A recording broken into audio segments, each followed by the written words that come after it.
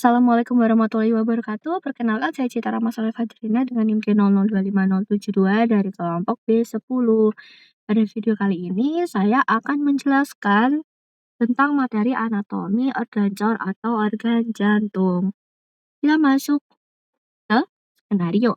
Jadi, untuk materi ini kita diberikan skenario seperti di atas dan kita diminta untuk menjelaskan beberapa pertanyaan yang sudah diberikan.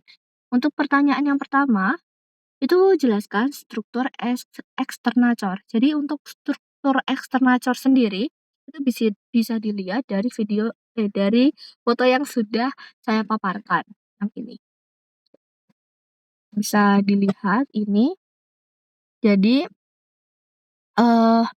setiap cor itu dia bisa diidentifikasi kayak diidentifikasi adanya kayak apex, terus basis, terus ada beberapa fasies. Nah, untuk basisnya sendiri, dia itu mengarah ke bahu kanan, sedangkan apexnya dia itu akan mengarah ke panggul kiri. Nah, untuk basis cordisnya itu dia terdiri dari atrium dextrum yang dia itu menghadap ke belakang ke craniolateral dextra. Nah, kemudian untuk apex cordisnya sendiri itu mengarah ke arah ventrocaudal sinistra. Nah, kita akan membahas beberapa fasiesnya. Jadi ada fasies sternocostalis. Di sini sebenarnya nggak ada sih, but pokoknya ada fasies sternocostalis di mana dia itu dibentuk dari ventriculus dexter dan atrium dextrum, di mana di sela-sela atau di antaranya itu dia ada sulcus anteriovascularis, dan di pinggir kirinya itu dia disusun sedikit dari auricula sinistra. Ya.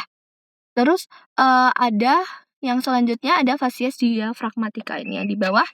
Nah, itu tuh dia disusun sama ventriculus dexter et sinister yang dia itu dipisahin sama sulcus interventricularis posterior. Nah,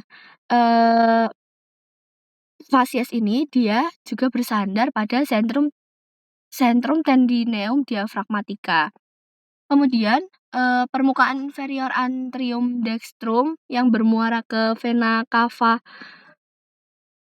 sinister inferior itu juga dia ikut buat bentuk si fasies ini atau bentuk fasies diafragmatica. Terus kita lanjut ke fasies pulmonalis ini, fasies pulmonalis. Nah, fasies pulmonalis itu dia dibentuk dari ventriculus sinister yang dia membentuk impresio kardiaka pada fasies medialis pulmo sinister sama antrum dextrum untuk pulmo dexter. Oke. Kita lanjut struktur internacor atau jantung. Jadi bisa dilihat ini ada atrium dexter, terus ada ventriculus dexter, terus yang sebelah sini sinister. Kita ke yang atrium dexter dulu ini. Untuk yang atrium dexter itu dia ada bagian halus sama bagian kasar, di mana bagian halusnya itu dia untuk bagian halusnya itu dia ada sinus venarum cavarum. Terus untuk bagian kasar dia ada musculus pectinati, ya. Nah, si bagian halus sama kasar ini dia itu dipisahin sama crista terminalis untuk bagian yang dalam dan sulcus terminalis untuk bagian luar. Kemudian ada fossa ovalis dan limbus fossa ovalis. Di situ tuh obliterasi foramen oval ada obliterasi foramen oval yang berada di septum interatrial. Terus lanjut ada ostium AV atau arteri vena dextra yang menghubungkan dengan ventriculus dexter. Terus ada ostium sinus coronaries, terus ada ostium vena cava inferior. Nah, lanjut ke ventriculus dexter. Jadi ventriculus dexter ini dia terdiri dari satu ruangan kasar yang dia disusun sama trabeculae carnae. Yaitu ada 3 jenis trabecula, di mana ada papillaris, jujur agak bingung bacanya. Terus ada trabecula septomarginalis yang dia tuh ada bundle of his-nya. Terus ada rigi biasa yang dia menonjol di bagian dalam. Kemudian di ventriculus dexter ini dia juga ada ostium trunci pulmonalis, ya, dia itu menghubungkan sama trunkus pulmonalis. Lanjut ke atrium sinister.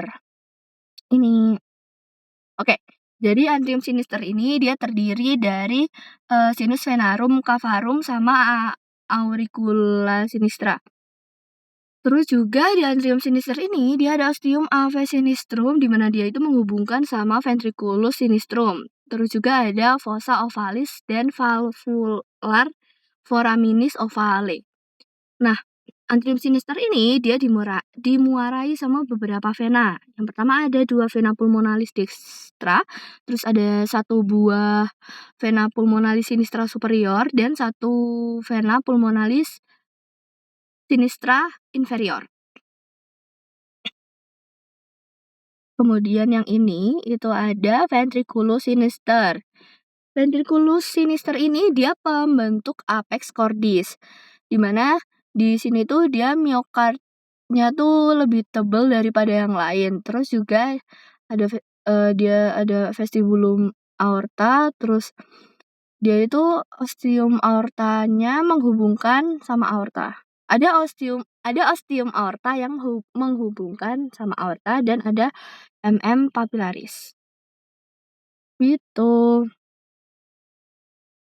Lalu next. Jelaskan valvula cordis dan mekanisme kerjanya. Jadi ada 4 valvula atau 4 katup. Yang pertama ada valvula tricuspidalis, di mana dia itu antara atrium kanan sama ventrikel kanan dan dia ada 3 daun katup.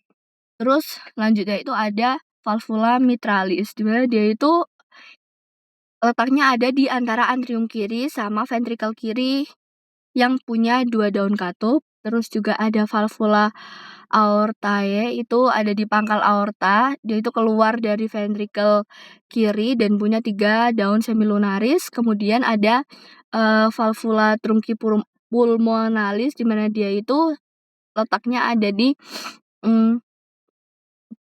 pangkal pulmonalis dan keluar dari ventrikel kanan, punya 3 katup semilunaris. Nah, untuk mekanisme kerjanya sendiri, kan ada 2 ya, sistol sama diastol. Jadi kayak untuk sistolnya sendiri itu kan awalnya tuh ventrikelnya berkontraksi, di mana dia itu menyebabkan tekanan ventrikelnya itu naik. Nah, karena itu katup mitral dan tricuspid itu dia akan menutup untuk mencegah darah kembali ke atrium. Makanya dia ada bunyi S1 yang loop itu. Terus katup semilunaris kayak aorta dan pulmonal itu dia akan membuka dan darah itu keluar ke aorta sama trunkus pulmonalis. Terus untuk yang kedua yang diastol itu, jadi awalnya dari ventrikel yang relaksasi, terus dia itu menyebabkan tekanan ventrikelnya kan turun. Makanya kenapa untuk katup semilunarisnya tuh menutup dan mencegah darah balik ke ventrikel. Makanya kenapa ada bunyi S2 yang dup. Jujur bunyi-bunyi gitu nggak mungkin loop dup. Terus katup AV itu akan membuka dan darah dari atrium itu dia akan masuk ke ventrikel, begitu. Jadi, sekian video dari saya dan sekian penjelasan materi dari saya. Mohon maaf apabila terdapat kesalahan dalam berucap maupun kesalahan dalam mencari materi. Assalamualaikum warahmatullahi wabarakatuh.